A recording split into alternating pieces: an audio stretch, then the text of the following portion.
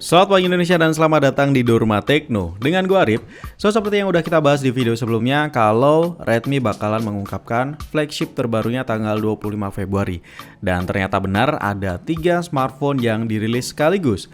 Redmi K40, Redmi K40 Pro, dan K40 Pro Plus. Wah, jadi banyak banget yang bakalan kita bahas. Langsung aja subscribe biar nggak ketinggalan update terbaru di industri teknologi berikutnya.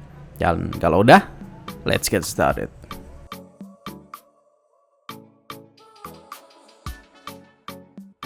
Sebagai seri flagshipnya Redmi, kali ini Redmi K40 mendapatkan upgrade yang cukup masif dan menggunakan jeroan yang memang kastanya kasta flagship.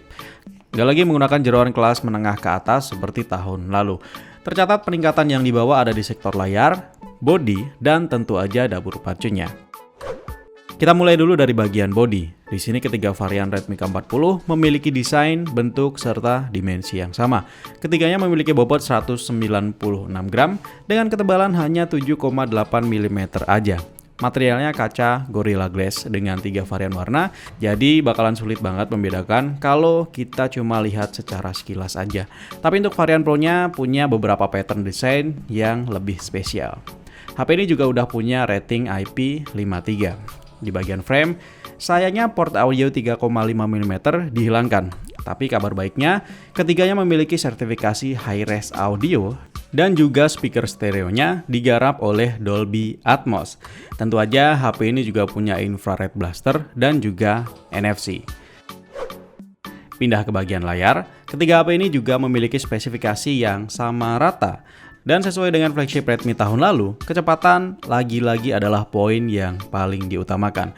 Terbukti dengan touch sampling rate atau responsivitas sentuhan di layar ini yang sampai 360 Hz plus. Wedan, ini adalah layar HP yang paling cepat di dunia sampai saat ini. Bahkan ROG Phone 3 aja yang layar sentuhnya cepet banget, dalam tanda kutip, cuma pakai touch sampling rate 270 Hz. Itu aja udah kenceng banget. Gak cuma sentuhannya aja yang responsif, tampilan gambar bergerak di layar ini bakalan smooth banget karena refresh rate-nya udah 120 Hz. Ditambah lagi, panel layarnya bener-bener kelas atas. Dia pakai panel layar Samsung E4 AMOLED dengan resolusi Full HD+, kontras rasio 5:1, support DCI-P Tricolor Space dan HDR10+, yang tentunya bikin layar ini bisa ngasih tampilan yang realistik. Terbukti dengan indikator Delta I dan GNCD yang sangat rendah, ditambah dengan teknologi True Tone yang dimilikinya. Layar ini juga dapetin grade A+ di DisplayMate. Ini adalah indikasi kalau layarnya bukan kaleng-kaleng. Buat dilihat di bawah terik matahari juga masih oke karena punya kecerahan puncak sampai 1300 nits. Sayangnya walaupun menggunakan layar AMOLED, Redmi memutuskan untuk menggunakan pemindai sidik jari di bagian samping di tombol power. Well, pastinya ada yang kecewa, tapi hal ini terbukti efektif memangkas ketebalan bodinya. Selain layarnya yang super cepat, Redmi K40 series juga memiliki dapur pacu yang super ngebut. Kalau Redmi K30 kemarin pakai Snapdragon 730G, kali ini bukan di-upgrade ke Snapdragon 732 atau 765G, tapi ke Snapdragon 870 5G 7 nanometer. SoC ini mampu berjalan hingga kecepatan 3,6 GHz alias yang paling kenceng di pasaran saat ini, dan di-pair dengan GPU Adreno 650. Di platform benchmark AnTuTu 8, K40 mampu mencatatkan skor 691.000 lebih. Unggul sekitar 10% dari Snapdragon 865. Selain ngebut, SoC ini juga handal untuk tugas AI. Tercatat memiliki kemampuan hingga 15 TOPS. Sementara itu dua varian lain yaitu Redmi K40 Pro dan K40 Pro Plus menggunakan SoC Snapdragon tertinggi saat ini. Keduanya menggunakan Snapdragon 888 5G 5 nanometer sebagai otaknya. Dengan SoC ini tentu aja bakalan menjanjikan performa kelas atas dan mengungguli varian Redmi K40. SoC ini tercatat memiliki kinerja CPU yang 30% lebih baik dari CPU pada Snapdragon 870 yang digunakan di Redmi K40. Kinerja GPU-nya unggul 35% dan memiliki NPU dengan processing power sampai 26 TOPS. Dengan SoC ini, Redmi K40 mampu menorehkan skor AnTuTu sampai 744.877.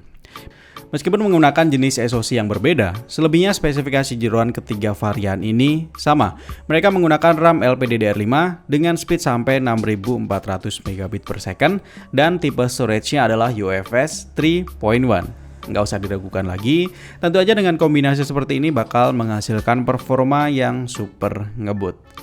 Sementara itu untuk menopang daya, ketiganya dibenamkan baterai berkapasitas 4520 mAh dengan protokol pengisian daya USB Power Delivery dan QC 3.0+.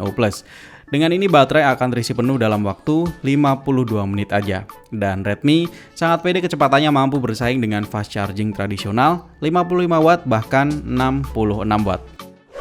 Kemudian kita pindah ke bagian kamera. Ketiganya kompak memiliki 3 buah sensor kamera utama dengan sensor primer yang berbeda.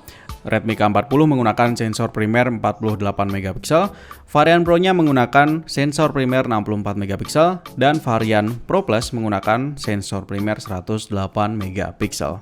Sisanya untuk sensor kedua dan ketiga jenisnya sama, yaitu 8 megapiksel ultrawide dan 5 megapiksel macro lens.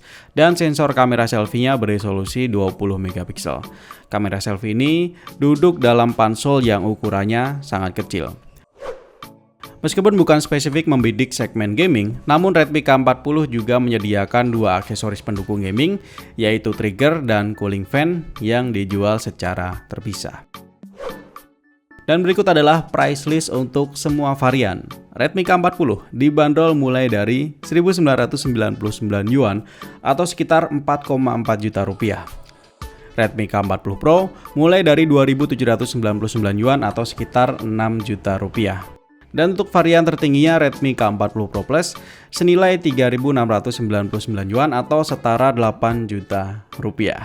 Gila sih, gokil banget. HP flagship mulai dari 4 jutaan aja. Ini sama murahnya dengan Motorola Edge S kemarin, tapi speknya aduh, gila sih, jauh lebih gokil.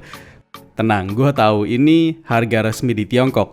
Nanti di Indonesia pastinya nggak segitu. Tapi walaupun selisihnya 500-700 ribuan, gue rasa masih worth it banget buat dibeli.